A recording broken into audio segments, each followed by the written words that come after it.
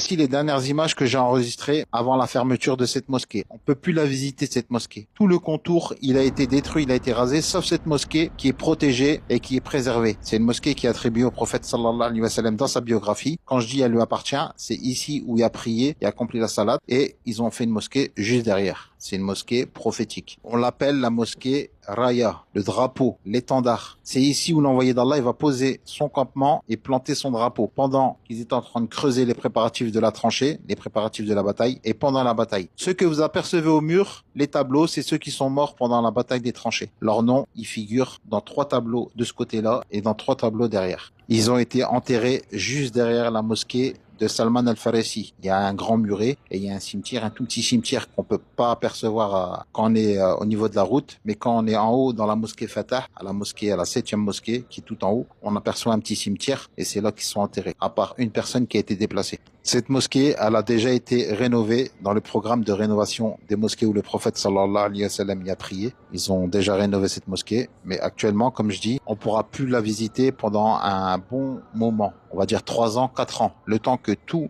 les projets de rénovation ils soient finis, elle soit réouverte. C'est la seule mosquée sur des centaines de mètres carrés aux alentours, tout y a été rasé, sauf cette mosquée qui reste, qu'elle surplombe une petite colline. Et on dit même, le jour où ils sont partis pour la prise de la Mecque, le prophète sallallahu alayhi wa sallam, il a replanté son drapeau ici pour partir en direction de la Mecque. Et je vous avais fait déjà plusieurs vidéos comment y accéder. C'est juste derrière Masjid Nabawi, c'est pas loin. C'est à peu près à 20 minutes à pied. Donc au total, il y a 3 mosquées pareilles prophétiques où le prophète sallallahu alayhi wa sallam il a accompli la prière et qui lui est attribuée, qui sont plus accessibles avec les travaux. On va dire 6, mais ceux-là, elles vont être rénovées normalement après.